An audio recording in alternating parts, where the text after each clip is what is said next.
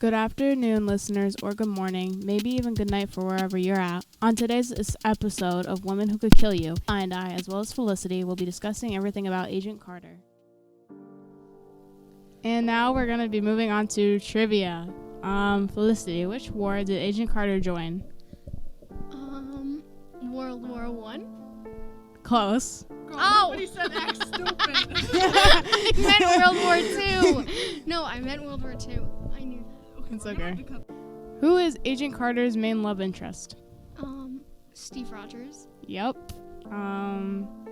Does she fall in love with anyone else?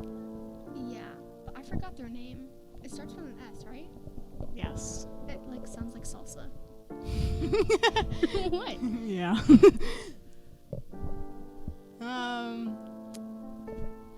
Any thoughts or ideas? There's 2 more trivia questions. No, I mean, how do you... Oh. Thoughts or ideas on what it might be. Oh. It's okay. Sosa. Salsa. Sousa. Sousa, yeah. Sushi. Agent Sousa. Agent Sousa Sushi. Sousa? Oh. SZA. Agent Sousa. Okay. Okay. Do you want to ask the next questions, Eli? Sure. Who was Agent Carter in love with before the war? Fred Wells. Yeah. Stop laughing. Who was Peggy Carter closest to? Easy. Howard Stark. Which is Tony Stark's father. Right? I don't know. Stop. Yeah. Dr. Margaret Elizabeth Peggy Carter was one of the most prominent agents of the SSR during and after World War II, and one of the founders of S.H.I.E.L.D.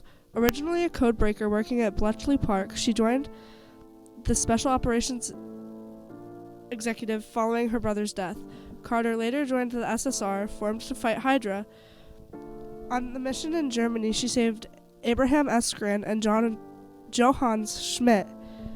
The success of her mission enabled the SSR to start Project Rebirth and developed their super soldier serum to make the army of super soldiers. During the project, In 1943, after the abrupt end of Project Rebirth and Rogers' transformation into the only super soldier, Carter assisted him in becoming the world's first superhero, eventually falling in love with him. After Rogers' disappearance in 1945, she continued the SSR's fight against Hydra, capturing the last high-ranking Hydra officer, Werner Reinhardt, and continuing her service in the SSR once the war ended. as an agent of the SSR, Carter helped her former colleague Howard Stark clear his name when he was accused of being a traitor, and later traveled to LA where she clashed with Whitney Frost over the extra-dimensional Zero Matter. She helped Stark found the new peacekeeping organization, the Strategic Homeland Intervention, Enforcement, and Logistics Division, better known as its acronym, S.H.I.E.L.D. Carter eventually married an Allied soldier and became a mother of 2 children, though she would continue her service in S.H.I.E.L.D. during the turbulent years of the Cold War, becoming the agency's director by 1970. By the beginning of the 21st century, Carter retired and saw her great-niece, Sharon Carter, follow in her footsteps. During her retirement, a young Rogers was pulled from the ice and found to be alive, but by this time, she had been diagnosed with Alzheimer's disease and struggled to recognize him. She died peacefully in her sleep in 2016. By 1939, Carter was a member of the British Royal Military, engaging in more simplistic office work that was expected of women of that time.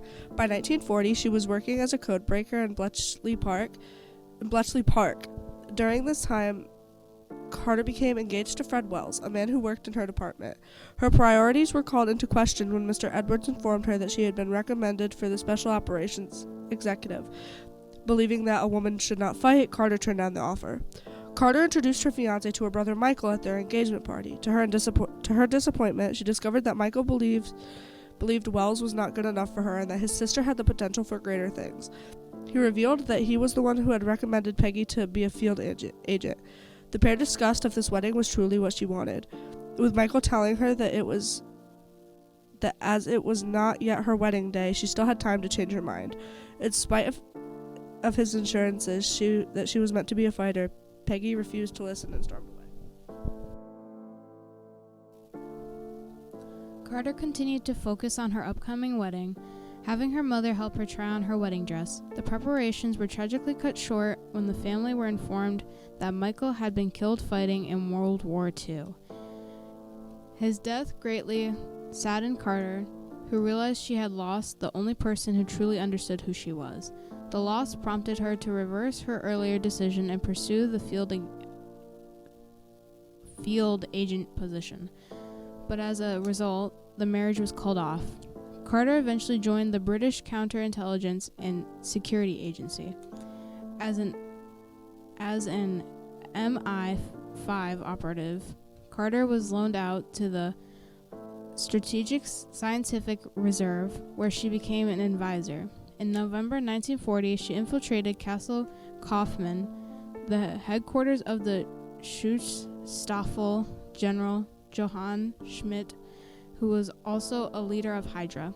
Disguised as the maid, she freed the captured scientist Abraham Erskine, the creator of the super soldier serum, and escaped the castle. Soon, Carter was assigned as a liaison, I don't know how to say that.